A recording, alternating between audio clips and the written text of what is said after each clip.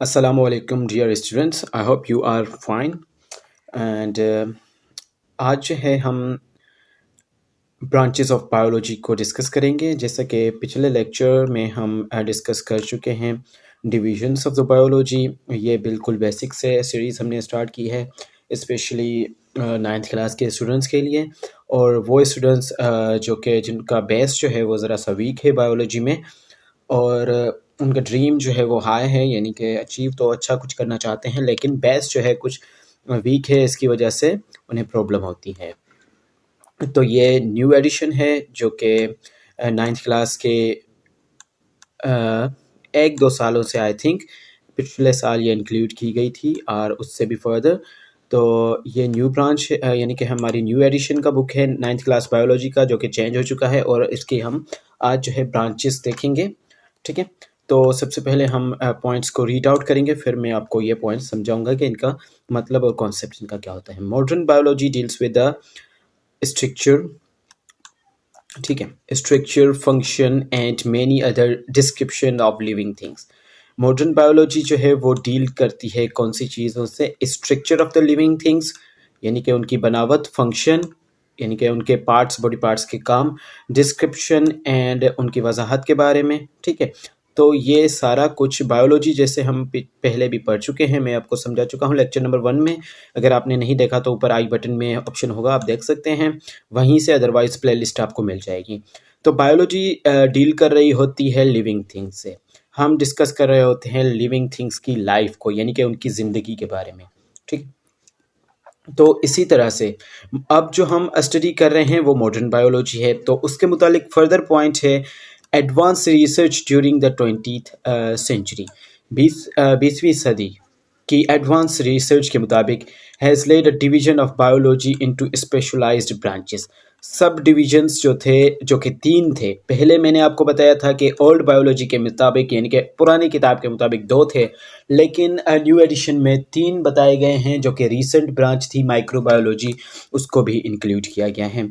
ठीक है, तो इसी तरह से 20th century has led to the division of the biology into specialised branch. Some important branches are defined below. उनमें से कुछ इंपॉर्टेंट ब्रांचेस जो हैं, ऑलमोस्ट ऑल जो हैं वो यहाँ पे डिफाइन की गई हैं। इससे मज़ीद भी हैं जो कि नेक्स्ट लेक्चर में, और आई थिंक के आपको फर्दर, जो कि अब फर्स्ट ईयर के बुक में से भी इन्हें रिमूव कर दिया गया है। तो आई डोंट नो के फर्दर ब्रांचेस जो हैं इसकी वो मज़ीद डिस्कस की जाएंगी या नहीं। ठीक है, लेकिन जो है वो हम डिस्कस करेंगे। सबसे पहले अगर हम बात कर रहे हैं तो यहाँ पे ब्रांच नंबर 1 है मॉर्फोलॉजी। ठीक है, ब्रांच नंबर 1 जो है वो मॉर्फोलॉजी है। मॉर्फ का मतलब होता है फॉर्म और शेप, एंड लोगस मीन्स के स्टडी। ठीक है, तो यानी कि लिविंग ऑर्गेनिजम्स के एक्सटर्नल फॉर्म्स की स्टडी करना, एक्सटर्नल शेप्स की स्टडी करना, study of external form and structure of organism. External forms and structure of the, यानी कि अगर आप एक्सटर्नली जो बॉडी पार्ट्स हैं लिविंग बॉडी के, हमारी लिविंग थिंग्स के, ठीक है, ये आप ह्यूमंस का एग्जाम्पल भी ले सकते हैं। तो उनके एक्सटर्नल पार्ट्स जो हैं उनको स्टडी करना क्या कहलाता है? मॉर्फोलॉजी कहलाता है। ठीक है, समझ में आया गया? आई थिंक ये पॉइंट क्लियर होगी। एक्सटर्नल फॉर्म्स यानी कि हमारी बॉडी ऑर्गन्स के बारे में पढ़ना, एक्सटर्नली उनको बैरूनी तौर पे पढ़ना, स्टडी करना उनके बारे में, तो उसे हम मॉर्फोलॉजी कहेंगे।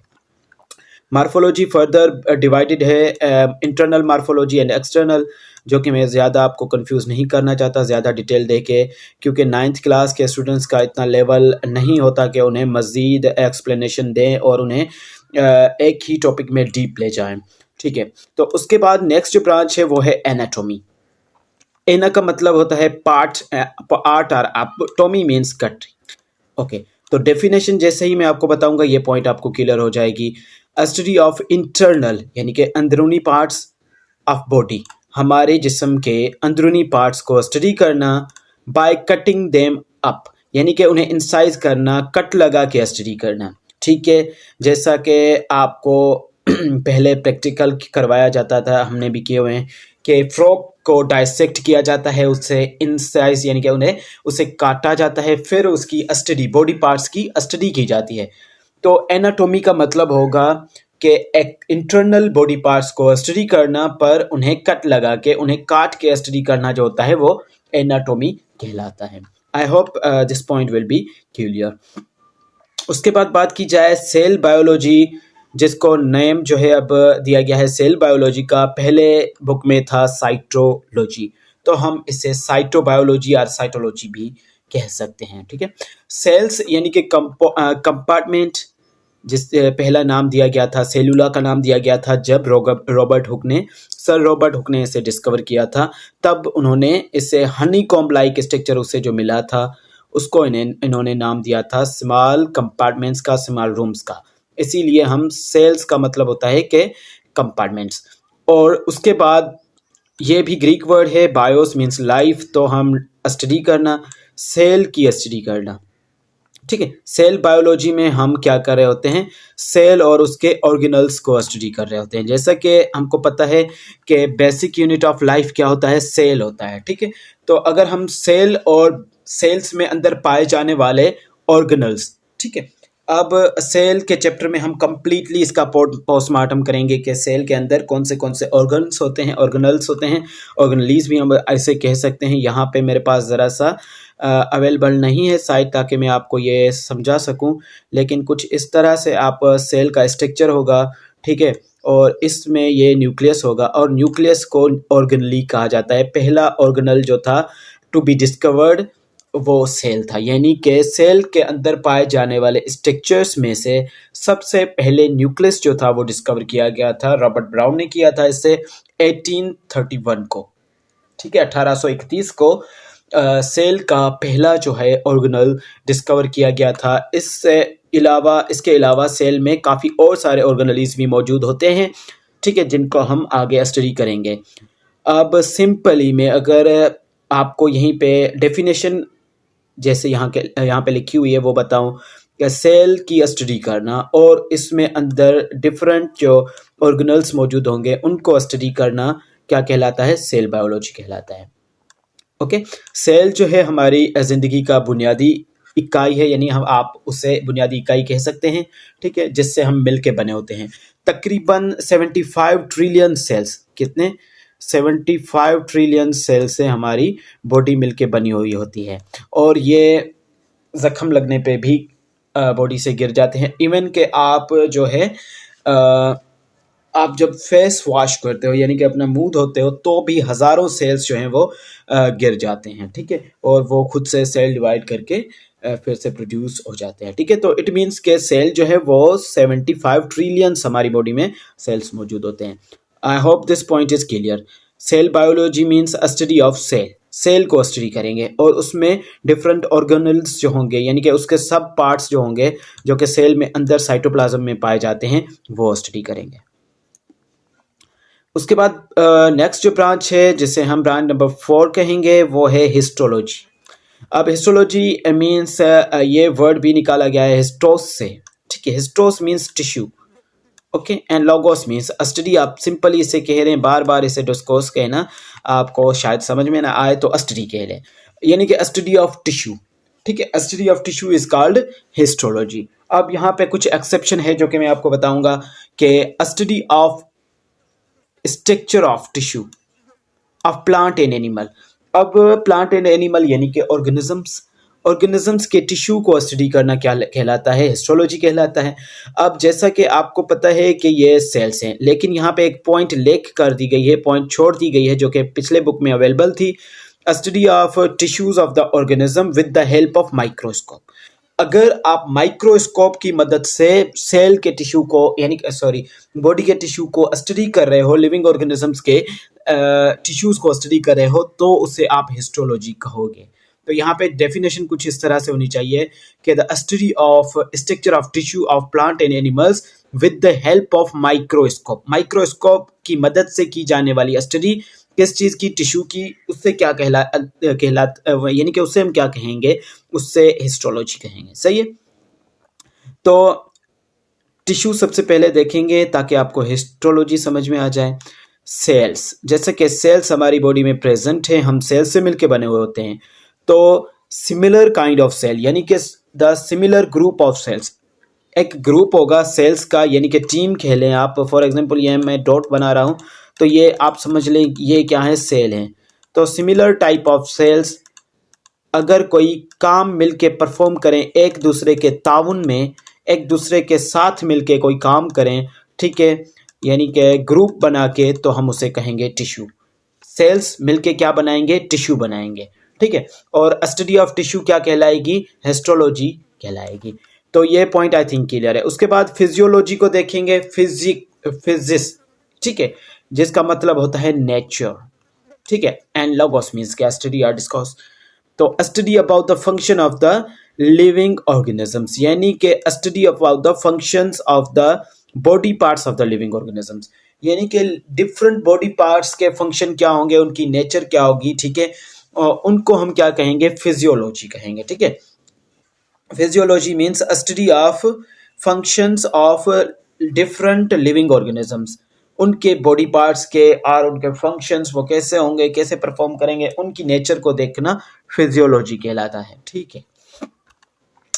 उसके बाद मज़ीद में इनके एग्जांपल्स जो हैं आपको इसके चैप्टर्स में दूंगा, जहाँ पे हम टेक्सोनोमी में फिजियोलॉजी को डीपली स्टडी करेंगे कि कौन से पार्ट, यानी कि कौन से लिविंग ऑर्गेनिजम्स अपने लिम्स को कैसे यूज़ करते हैं, और उसके अलावा ह्यूमन जो है वो कैसे यूज़ करते हैं। तो इस तरह से डिफरेंट जो है डिफ्रेंशिएशन वहाँ पे बताऊँगा आपको। यहाँ पे जो है वो लेवल के मुताबिक चलेंगे। टेक्सोनोमी की बात की जाए तो टेक्सेस यानी कि arrangement, norms means name, study of rules. अब इसमें हम रूल्स पढ़ेंगे, प्रिंसिपल पढ़ेंगे, किस चीज़ के लिए, grouping and naming of the living organism, ठीक है। अब टेक्सोनोमी में स्टडी होती है उन असूलों की, उन प्रिंसिपल्स की जो कि नाम देने और ग्रुपिंग करने यानी कि क्लासिफिकेशन करने में हेल्प करते हैं, ठीक है। ग्रुपिंग यानी कि क्लासिफिकेशन ऑफ लिविंग। और कार्ल लिन्नेस को जो है वो फादर ऑफ द टेक्सोनोमी कहा जाता है, ठीक है। फादर ऑफ द टेक्सोनोमी की साइंस को आगे बढ़ाने का टाइटल जो है, ठीक है, टेक्सोनोमी की साइंस को आगे बढ़ाने का टाइटल जो है वो सर कार्ल लिन्नेस को दिया गया है। स्टार्टिंग इसकी अरिस्टोटल ने की थी, लेकिन समहाउ उन्होंने काम छोड़ दिया, और फिर काम छोड़ दिया मीन्स कि टेक्सोनोमी के ऊपर काम करना छोड़ दिया, तो इसीलिए फिर सर कार्ल लिन्नेस जो आए, इन्होंने टेक्सोनोमी को आगे बढ़ाया। टेक्सोनोमी क्या होता है, टेक्सोनोमी स्टडी होती है प्रिंसिपल्स एंड रूल्स की, कवानीन की, जिसके बुनियाद पे हम ग्रुपिंग करते हैं, यानी कि लिविंग ऑर्गेनिजम्स को क्या करते हैं, क्लासीफाई करते हैं कि ये जो हैं वर्टिब्रेट्स हैं, ये इनवर्टिब्रेट्स हैं, ये मेमल्स हैं, ये जो है वो एम्फीबियंस हैं। तो ये सारी, और जो नाम देते हैं इनको, जैसे कि इंसानों का जो नाम है साइंटिफिक नेम वो होमो सेपियंस है, इसी तरह से ब्रासिका कैम्पेस्ट्रिस हो गया सरसों के पौधे का, उसके अलावा राना टाइग्रीना हो गया मेंढक का। तो ये नाम जो हम साइंटिफिक नाम यानी कि साइंस के हिसाब से जो नाम दे रहे हैं वो हम टेक्सोनोमी की मदद से देंगे, और इनको ग्रुपिंग यानी कि इनकी क्लासिफिकेशन जो करेंगे वो भी टेक्सोनोमी में ही करेंगे। आई hope this point is clear. उसके बाद जेनेटिक्स की अगर बात की जाए तो जेनेटिक्स जो है वो स्टडी ऑफ हेरिडिटी है, हेरिडिटी की स्टडी करना, ठीक है। अब हेरिडिटी क्या होती है, ये एक ट्रांसफरिंग ऑफ कैरेक्टरिस्टिक्स यानी कि कुछ खसूसियात होती हैं, ठीक है, जो कि ट्रांसफर होती हैं पेरेंट्स से ऑफस्प्रिंग से, ठीक है। पेरेंट्स में से ऑफस्प्रिंग में ये जो कुछ कैरेक्टर्स जाते हैं, जैसा कि काफ़ी सारे आपके कैरेक्टर्स जो होंगे, यानी कि आपके ऐसी चीज़ें, ऐसे थिंग्स जो कि आपको आपके पेरेंट्स से मिलते होंगे, ठीक है। तो इसे हम कहेंगे जेनेटिक्स, ठीक है। हेरिडिटी क्या होता है, ये जब आपकी सेल डिवीजन हो रही होती है, मीन्स के जब ट्रांसफरिंग ऑफ, अब ये क्रॉसिंग ओवर का जब प्रोसेस होता है तो यहाँ पे बहुत बड़ी जंग छिड़ जाती है, और इसी तरह से ये ट्रेड्स होते हैं, फिर ये फाइटिंग होती है इनके बीच में, फिर जो जीतेगा वो गेम जो है जेनेटिक्स में, जेनेटिक्स का एक चैप्टर है जो कि आई थिंक कि इंटर की क्लास में इसे कम्प्लीटली समझाया जाता है। यहाँ पे आप 9th क्लास के लेवल पे सिर्फ ये समझ लें कि हेरिडिटी क्या होता है। हेरिडिटी यानी कि कुछ कैरेक्टर्स हैं जो कि पेरेंट्स में से ऑफस्प्रिंग में ट्रांसफर होते हैं, ठीक है। उसके बाद हम डेवलपमेंटल बायोलॉजी को देखेंगे, जिसको एम्ब्रियोलॉजी भी कहा जाता है, डेवलपमेंटल बायोलॉजी, ठीक है।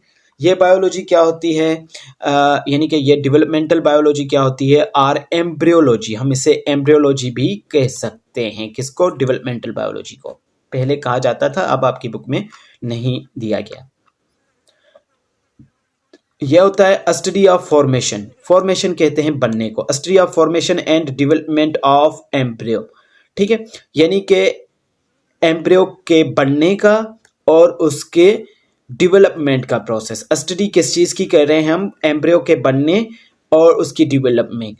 अब एम्ब्रियो को देखें तो जब भी स्पर्म एंड ओवा फ्यूज होते हैं तो एक एग, ठीक है, यानी एग, स्पर्म एंड ओवा, तो वो क्या बना देते हैं? वो जाइगोट बना देते हैं, और वो जाइगोट जो है वो आगे एम्ब्रियो में ट्रांसफर होता रहता है।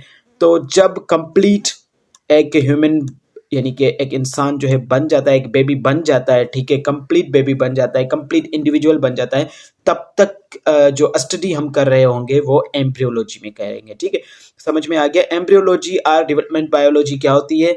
ये formation and development of embryo, embryo के बनने से लेके एम्ब्रियो की डेवलपमेंट तक का जो भी प्रोसेस स्टडी होगा वो डेवलपमेंटल बायोलॉजी में होगा।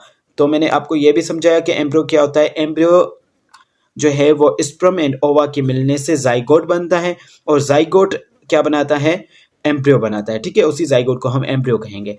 तो एम्ब्रियो जैसे जैसे बढ़ता रहेगा एक मदर में, ठीक है, तो एम्ब्रियो जाके फिर एक कंप्लीट बेबी फॉर्मेशन करेगा, यानी कि बेबी तक बनने के प्रोसेस तक, इवन तो आप ऐसे कह सकते हैं कि डिलीवरी के प्रोसेस तक जो भी स्टडी होगी वो होगी एम्ब्रियोलॉजी। ठीक है, उसके बाद इन्वायरमेंटल बायोलॉजी की अगर बात की जाए, इन्वायरमेंटल बायोलॉजी क्या होती है? यह होती है study of relationship between living organisms and non living factors of the environment and their effect on each other. ठीक है, relationship of living and non living factors of the environment. अब non living factors जैसा कि आप यहाँ पे ले सकते हो कि हमारा और हमारे माहौल का, या इन्वायरमेंट कहते हैं माहौल को, तो माहौल का कौन सा, कैसे हम कहेंगे? ठीक है, फॉर एग्जांपल ले लें टेम्परेचर, एयर, हमारी जो हवा ये चल रही होती है उसका एग्जांपल ले लें। ठीक है, तो नॉन लिविंग फैक्टर्स ले लें, उसका हम पे असर और हमारी वजह से उन पे इफेक्ट। जैसे कि हमने माहौल को पोल्यूटेड कर दिया, इसी तरह से जो है वो एयर और एयर क्वालिटी पे इफेक्ट किया, एयर में ज़्यादा पोल्यूटेंट्स आने लगे। ठीक है, इसी तरह से टेम्परेचर को हमने कुछ ऐसी एक्टिविटीज़ की ताकि हमारे इन्वायरमेंट का टेम्परेचर हाई हो गया। तो ये जो रिलेशन है नॉन लिविंग फैक्टर्स के साथ रिलेशन है हमारा, ठीक है, और उसके बाद जो है उनके इफ़ेक्ट हम पे और हमारे इफ़ेक्ट उन पे। तो ये जो हम पढ़ेंगे वो इन्वायरमेंटल बायोलॉजी में पढ़ेंगे। सही है। उसके बाद अगर कोई आपको क्वेश्चन है तो यहाँ पे आप नीचे कमेंट बॉक्स में कर सकते हो, वो एक्सप्लेन कर देंगे कम्प्लीटली। पैलिंटोलॉजी किस चीज़ की स्टडी होती है? ये जो है study of remote past organic life, यानी कि बहुत ही कदीम, और आप इसे ओल्ड लाइफ भी कह सकते हैं। रिमोट पास्ट ऑर्गेनिक लाइफ, पुराने ज़माने में मौजूद लाइफ, जैसे कि आप डायनासोर का एग्जांपल ले सकते हैं, with the help of fossils, जिनके अब सिर्फ उनके निशानात मिलते हैं, यानी कि उनके रिमेन्स मिलते हैं, उनके फॉसिल्स मिलते हैं। ठीक है, और वो फॉसिल्स हमें माउंटेन्स में भी मिलते हैं। फॉसिल्स कहा जाता है उनके निशानात को, यानी कि वो अब कैसे मिलेंगे, जैसे कि उनके ढांचे आप कह सकते हो। ठीक है, अब उनके आपको स्केलेटन्स मिलेंगे। कहाँ पे मिलेंगे? वो माउंटेन्स में मिलते हैं, कहीं भी वाटर में, इन द सी भी आपको देखने को ओशंस में मिल सकते हैं। ऑर्गेनिक पास्ट लाइफ, यानी कि ऐसी लाइफ जो कि बहुत ही पुरानी हो, अब उनके सिर्फ हमें क्या मिल रहे हों? फॉसिल्स मिल रहे हों, रिमेन्स मिल रहे हों, उनकी निशानियां मिल रही हों, बाकी वो खुद नहीं मिलते। ठीक है, उनको स्टडी करना, ठीक है, उसे कहेंगे पैलिंटोलॉजी। ओके, अगर वो जो है ऑर्गेनिक लाइफ एनिमल की थी तो हम उसे पैलियोजूलॉजी कहेंगे। अगर वो बॉटनी यानी कि वो प्लांट थे तो हम उसे कहेंगे पैलियोबॉटनी। ओके, तो उसके बाद बायोटेक्नोलॉजी की बात की जाए तो बायोटेक्नोलॉजी क्या होती है? Study of techniques for manipulation of gene. ठीक है, ये कुछ टेक्निक्स होती हैं, उनकी स्टडी की जाती है किस चीज़ के लिए? मैनिपुलेशन करने के लिए। ठीक है, मैनिपुलेशन यानी कि खुद से चेंजिंग करने के लिए। किस चीज़ में? जीन में। तो ज़ाहिर सी बात है हम जीन्स में चेंजिंग करेंगे, तो अब जीन जो है वो यहाँ पे फिर से हेरिडिटी आपको समझानी पड़ेगी। तो यहाँ पे आप फ़िलहाल जो है वो कॉन्सेप्ट ज़रा सा समझने की कोशिश करें। आई होप कि 9th क्लास के स्टूडेंट्स के लिए ये मुझे पता है कि ज़रा सा टफ़ होने लगा है, क्योंकि ये काफ़ी सारे पॉइंट्स ऐसे होते हैं, काफ़ी सारे वर्ड्स ऐसे होते हैं जो कि उन्होंने वो जो है वो पहली मर्तबा सुन रहे होते हैं। तो ये क्या होती है? Study about the techniques for manipulation, यानी कि खुद से मैनिपुलेशन करने का प्रोसेस है। टेक्निक्स को स्टडी करेंगे, उन टेक्निक्स को जो कि हेल्प करेंगी मैनिपुलेशन में। किस चीज़ की? जीन्स की। क्यों? टू ब्रिंग द चेंजेस लाने के लिए। किस चीज़ के किस में चेंजेस क्यों चाहिए? Structure and location of the genes. अब हमें जीन्स के लोकेशन और स्ट्रक्चर्स में चेंज चाहिए, उनमें चेंजिंग लानी है। हम डिज़ायरेबल कैरेक्टर्स अचीव करना चाहते हैं, यानी कि अपनी मर्ज़ी से कोई भी चीज़ हासिल करना चाहते हैं, तो हम क्या करेंगे? जीन्स को मैनिपुलेट करेंगे, उसको खुद से उसकी लोकेशन चेंज करेंगे, उसका स्ट्रक्चर चेंज करेंगे, उसे कहलाता है उसे कहेंगे मैनिपुलेशन। ठीक है? To achieve the desirable characters, desirable खुद के मर्ज़ी के मुताबिक कोई भी चीज़ अचीव करने के लिए, यानी कि डिज़ायरेबल कैरेक्टर्स अपनी यानी कि रिक्वायर्ड डिज़ायर, अपनी डिज़ायर के मुताबिक हम वो खसूसियात चाहते हैं, तो हम क्या करेंगे? मैनिपुलेट करेंगे किस चीज़ को? जीन को। ठीक है? उसमें उसके स्ट्रक्चर्स को चेंज करेंगे, उसकी लोकेशन को भी चेंज करेंगे। तो ये सारी टेक्निक्स जो होती हैं जीन को मैनिपुलेट करने की, वो बायोटेक्नोलॉजी में की जाती है। उसके बाद अगर हम बात करें सोशल बायोलॉजी की, तो सोशो बायोलॉजी क्या होता है?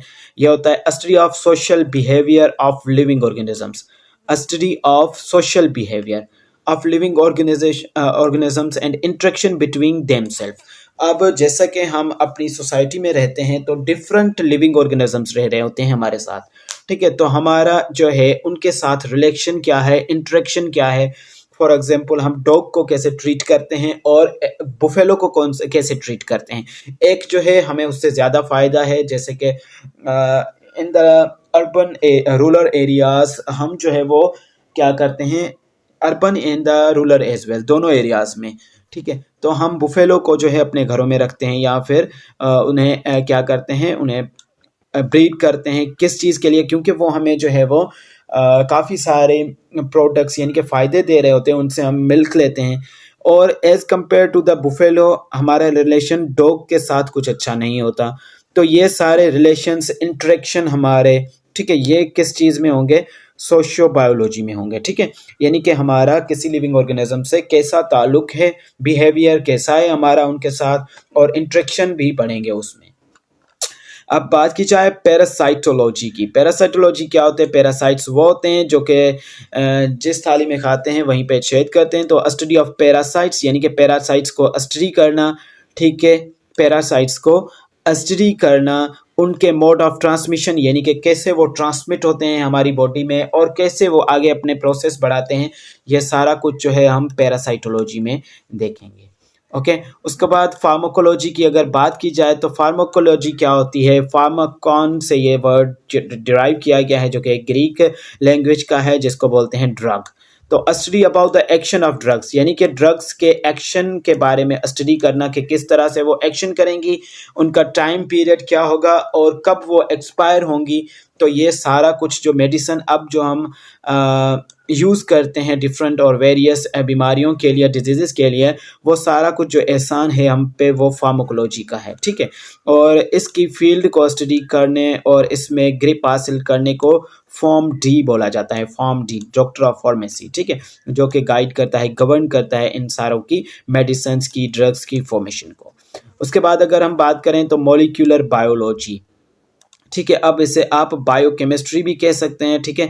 और मॉलिक्यूलर बायोलॉजी यानी कि स्टडी ऑफ ऑर्गेनिक मॉलिक्यूल्स। अब ऑर्गेनिक मॉलिक्यूल्स को आप बायो मॉलिक्यूल्स भी कह सकते हैं, which constitute the cell and its organelle, जो कि सेल को बना रहे हों। ठीक है? और उसमें मौजूद ऑर्गेनल्स, यानी कि उसके स्ट्रक्चर्स जो होते हैं सेल के अंदर, साइटोप्लाज्म में जो फ्लोट कर रहे होते हैं, साइटोप्लाज्म में मौजूद होते हैं, उनको उनको जो चीज़ बना रही होती है, जो मॉलिक्यूल्स, जो ऑर्गेनिक मॉलिक्यूल्स, जो बायो मॉलिक्यूल्स, ठीक है, उन्हें बना रहे होते हैं, उन मॉलिक्यूल्स की स्टडी को हम मॉलिक्यूलर बायोलॉजी कहते हैं। तो आई होप कि आज का ये वीडियो लंबा भी हो चुका है और आपको समझ में आ चुका है, जिसमें हमने कंप्लीट बायोलॉजी के ब्रांचेस जो हैं, जो कि आपके 9th न्यू एडिशन के बुक में दी गई हैं, वो कम्प्लीटली हमने स्टडी कर ली हैं। ठीक है, उसके बाद हम नेक्स्ट जो टॉपिक होगा वो मैं आपको बता दूंगा, जो कि हमने मेजर कॉन्सेप्ट्स में सबसे पहले डिस्कस किया था कि कौन सी चीज़ को स्टडी करना है। तो 3 लेक्चर हो चुके हैं, 3 वीडियोस हो चुके हैं बायोलॉजी के स्टूडेंट्स 9th क्लास के। अगर ये लेक्चर अच्छी तरह से अटेंड करते हैं, आई होप उन्हें ये लेक्चर समझ में आए होंगे। अगर आपको कोई कन्फ्यूजन है तो मैं आपके लिए वीडियो भी बना दूंगा, उस कन्फ्यूजन के ऊपर आप जो है कमेंट बॉक्स में सिर्फ हमें बता दें कि कौन सी बात जो है यहाँ पे आपको नहीं समझ में आ रही। और इस कोर्स को सही तरह से डिज़ाइन करने के लिए, जो कि बायोलॉजी का है, ठीक है, और बेटर करने के लिए जो आपकी नज़र में सजेशंस हैं वो भी आप हमें कमेंट बॉक्स में दे सकते हैं। तो आई होप ये आज का जो लेक्चर है वो आपको अच्छी तरह से समझ में आया होगा। अगर कंफ्यूज्ड हैं तो वापस से सुन लें और हार्ड वर्क करें। ये स्टार्टिंग है आपकी, यहीं से आपका बेस होगा और आप डॉक्टर आगे बनोगे या नहीं बनोगे, आपकी एमडी-कैट आगे क्लियर होगी या नहीं होगी, वो यहाँ पे इस पे डिपेंड करता है। अगर आपने बेस अच्छी तरह से कंप्लीट किया हुआ है तो इट विल बी गुड। तो मिलते हैं नेक्स्ट लेक्चर में। See you in the next lecture. अल्लाह हाफिज़।